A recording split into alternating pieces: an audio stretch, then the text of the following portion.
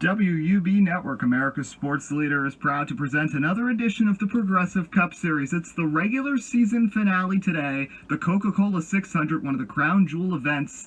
It's going to be a little different, though. We're all masked up here in the booth. Trip McGinnis, Tony Stewart. The COVID-19 pandemic has struck the world, but NPCS racing is still going on, guys. Yeah, there's not going to be really fans here today. Everybody's got masks on, but, I'm just happy to see racing today. Yeah, guys, the regular season finale, and Tony, also the longest race of the season. This has always been a grueling event in my career. 24 laps around Charlotte Motor Speedway. It really is hard on the tires, hard on the car, especially since you're just not used to this. Yeah, I gotta agree with you here, Tony. This track is very difficult to master. We saw the big wrecks last season in both races, and, it's a big event, too. You want to win, and we got guys in the bubble that are going to be working hard to try to get in. Subway selections, guys. Tony? I like Joey Logano. He won this race last season. He struggled a little bit the last couple of weeks, though. Yeah, I'm going to go with Chase Elliott. He won the other big event this year, the Daytona 500. Will make it 2 for 2 in Crown Jewels. Well, let's take an overhead shot look at Charlotte Motor Speedway. Beautiful 1.5-mile track in North Carolina. Got some refurbishments during the offseason. 40 cars ready to battle. Let's see your drivers to watch for. Erik Almirola starts on the pole. He's 8 points above Jimmie Johnson and Erik Jones for the last playoff spot. Yeah, he's really not lucky that he drew that top spot. Alex Bowman starting on the front row as well, 28 points above the cutoff. Joey Logano, as we said, won the Coke 600 last season. Erik Jones, 8 points below, trying to get in, 7 times currently out. Yeah, he's never missed the postseason before. It's going to be tough for him. Now the command.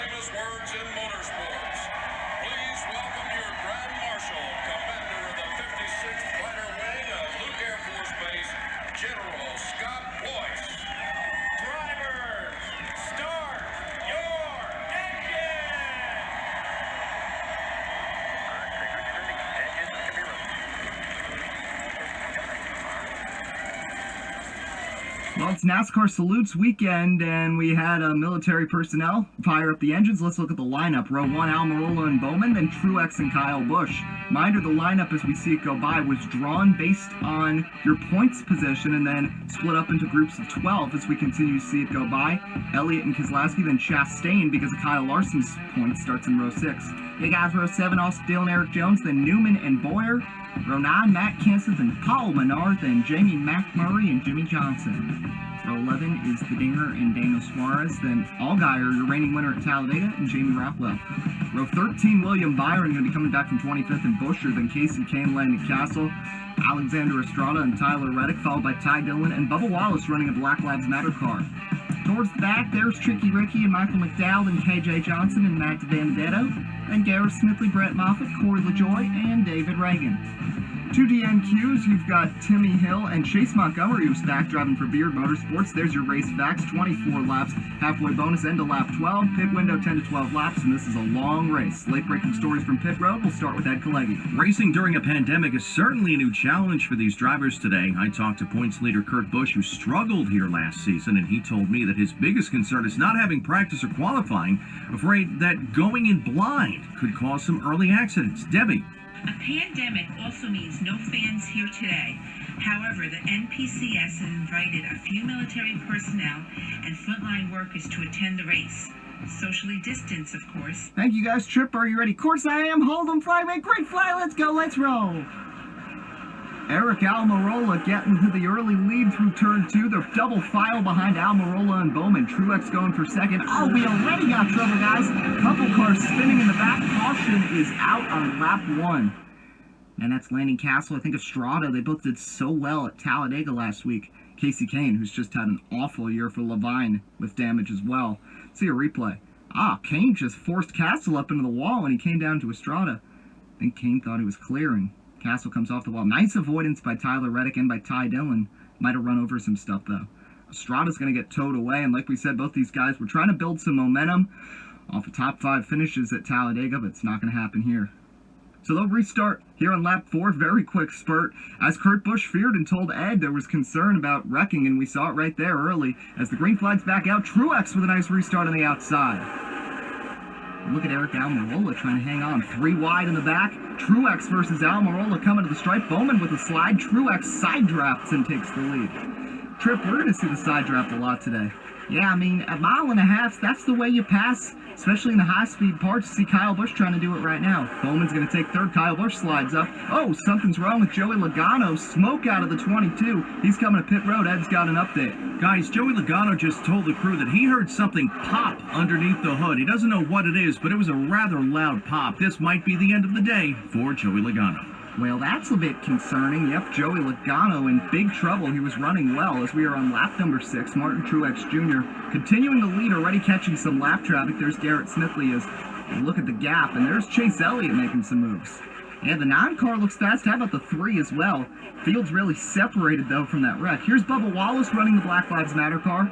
Yeah, he's looking pretty fast today, too. Joey Logano heads to pit road. We'll take a break. Truex is your leader. We'll be back.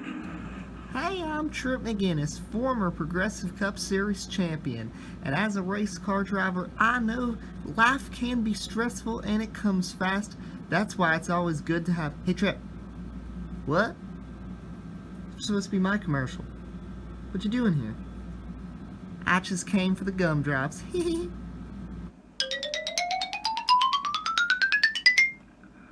Welcome back to Charlotte Motor Speedway. Eddie Kalegi, Trip McGinnis, Tony Stewart. Almirola gets caught behind lap traffic and loses 2 spots. Yeah, Tyler Reddick did not get out of the way there. Don't really know why he chose the bottom. Yeah, but Trip, I will say, a lot of these guys have been taking the top. And now Chase Elliott is pushing it. Truex has a big lead, but Elliott's going for second here. Yeah, Truex is in a lot of lap traffic, though. Here comes Kyle Busch with Chase Elliott in third. Oh, there's contact. Elliott spins into his pit box. Everybody's confused now. Now the pit crew's coming out to do his service. Disaster for the 9. I think he thought he was clear of the 34, but man. Now he's coming off of pit road, last lap to halfway. He comes out in front of Truex, trying to stay in the lead lap with Bubba Wallace, and we have trouble. Oh, big crash off the 4. Caution comes out. Kurt Busch with heavy damage. The wreck did happen that he feared. Truex will take halfway, and Chase Elliott survives on the lead lap, so if he stays out, he can get back to the lead. And you see an angry Erik Jones, who was just 8 points out. He's officially out of the playoff mix. Let's look at the replays here. First, let's see what happened to Chase. He thought he was clear of McDowell. Touches down once, and then comes down again, and that was really lucky, though. He spun right into his pit box, and they were able to give him the work. And, oh, man, big hit for Kurt Busch. Keselowski tried to go 3 wide and turn Jones up in a bush, and 23 trying to avoid gets some damage, too. Big crash there. That's a big hit for the 41. And for the second straight year, Erik Jones in the mix, and he wrecks out, trying to get into the playoffs. Let's take a look at pit road now. Martin Truex Jr. told the 78 crew that his Tracker Boats Toyota is perfect. 4 tires, fuel, and no adjustments for Truex. Ed? Aric Almirola said his car was harder to control than a group of angry toddlers, so major adjustments for the 10 to combat tire wear for this second long run. Man, when you're comparing your car to rampaging toddlers, that's not too good. Taking a look at your fan predictions. A lot of people pick Truex, and rightfully so. He is running really well. Let's try to talk to him and dial him up. Martin Truex Jr., this is Trip McGinnis in the booth. You got a copy? Yeah, I got you, Trip. Well, Martin, you got away from the field fast. Take us through the first half of that race. Yeah, you know, our 78 Auto Owners Tracker Boats Toyota was really fast right off the start, and I think we've got this car tuned in. Usually I need the practice of the qualifying, but this car just handling really well. We took a lot of what we learned last season, and, you know, we're doing really well right now. My one concern now is that the 9's back up here, and he's got a lot of speed, so that might affect things. Well, best of luck going forwards, Martin. All right, well, we start here with 8 laps to go, and like Martin alluded to, Chase Elliott cycled to the lead after the spin and pitting under the green flag. That might actually end up helping him.